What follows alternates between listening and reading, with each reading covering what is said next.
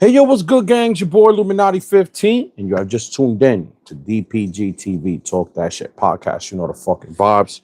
And tonight's subject is an update on what's been going viral for the past couple hours. Everybody's seen it, everybody's heard it. The world is going into a bit of a frenzy. Everybody's saying that, Kai quit streaming. So I feel like I have to speak on this because at the end of the day, Kai is a very influential individual within the streaming space, which I'm trying to break into. Right now, we are sitting at 2.4 million views on YouTube. I am trying to pick up Talk That Shit podcast again for this year, but to the subject at hand with Kai, I feel like this is going to be a good and a bad for the space because at the end of the day, Kai is a very influential figure within the streaming community. He is one of the three kings, as I call them. His kingdom is technically Twitch, and then you have the king of YouTube, which is between Speed and Mr. Beast. But Mr. Beast isn't really a streamer. He's a content creator. And then you have over at Kick, Aiden Ross and individuals like Neon.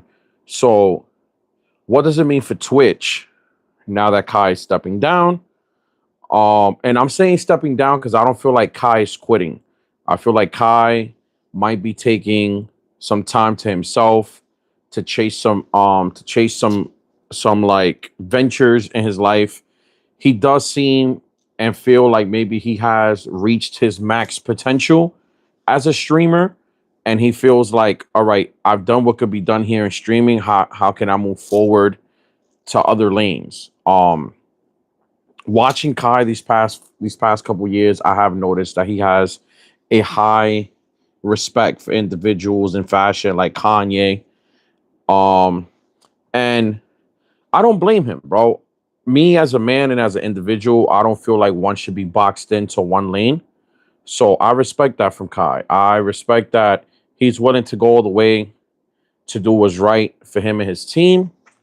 So what does it mean that Kai's stepping down? I feel like it's a good thing for small creators because, to be honest, a lot of individuals, when Kai got on, everybody's viewership went down. And I'm not saying that's a bad thing. I don't want to sound like a hater, but it does feel nice to now kind of have an equal opportunity to get a piece of the pie, even though we're still going to have to, compete against AMP, Phantom, Agent 00, Duke, and, the Clover Boys. But I'm not going to hold you. There are going to be a lot of haters that are going to jump out and be like, oh, well, maybe he's just pivoting because, they were investigating streamers and botting and all this other shit. So I'm like, that could be a possibility, and maybe things are just getting too hot. But I don't feel like Kai fit into that category because I feel like, for the most part, Kai's viewership organic. A lot of us gravitated to him. A lot of us fucked with what he was doing. And I don't feel like Kai had any need to bot anything or buy views or whatever. He's always been organic. I've seen some of his early work when he was back in high school with Ron Suno. So he's always had it in him to content create. And he just switched lanes. He went from YouTube to Instagram to Twitch. And, Twitch was like the big boom. For the small creators, it might mean more leeway for us to capture now a very large group of people that now are going to be missing their favorite content creator. But at the same time, my main question is, this is going to put a lot of the people that Kai put in the spotlight now to see if they could stand on their own 2 feet without Kai in the scene, right? And that's going to include Ray, Rakai. Ty Lil kind of had his own thing before Kai, but Kai had to step in after the situation with Tariq that happened on his show with his sister. So he kind of had to like put him under his wing, be like, yo, come this way. You need to get away from your family. I understand you love them, but they're doing too much right now when it's causing your brand a lot of damage. He put on Punga, which he's actually going to be next week, although this Friday, he's going to be in the Bronx hosting a party with my boy DJ Danny. Shout out to him and Jay John. And then Reggie. So my question, I feel like it's going to impact his inner circle and is going to challenge them to now kind of fight for their spot. You know what I'm saying? We always knew that they had a cosign from Kai. Kai said they were cool. But now that Kai isn't here for these big projects, will they be able to keep their viewership? Will they be able to still be consistent? You know what I'm saying? And I'm not saying that they kind of like followed behind Kai, but Kai opened a lot of doors and held a lot of doors open for them. Perfect example was Ty Lil at the BET Awards last year. The way they treated him was very fucking awful. But when Kai came into the picture and he stepped up, everybody kind of backed down. They stopped treating him like shit. So will they be able to break and get that same type of respect without Kai in the picture? Now, I feel like this is mostly going to affect Ray and Rakai because Ray is a little unfiltered, right? And I love Ray. His content is hilarious. He always has me laughing, but he does now have to think twice of his actions. So does Rakai, because Rakai's been bugging out since like November. If Kai's no longer in the picture, I don't think Kai's gonna be able to step in for him with the Twitch higher ups and kind of plead a case for him and tell him to kind of like give him a slap on the wrist 2 weeks and then he'll be back. And then the kind of mystery, wild card, Tota as well. Tota was picking up a lot of traction. Then some negative stuff came up online talking about he was dating a minor or whatever. But I'm no one to judge because his culture is his culture. If the age of consent is 16 in Brazil, who the fuck am I to judge?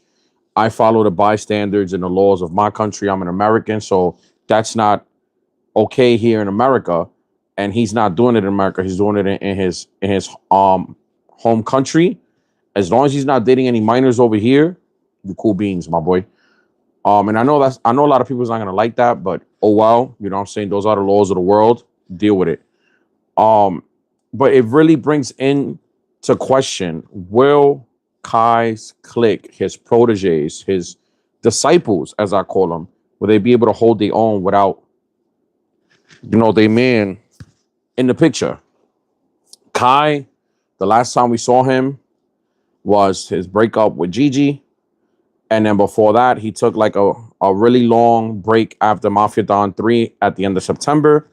And we did see little bits and pieces of him, touring around Europe. But come to find out, he was actually in Italy learning about fashion, fabrics, how to sew, how to stitch, how to design, and stuff like that, which is super cool.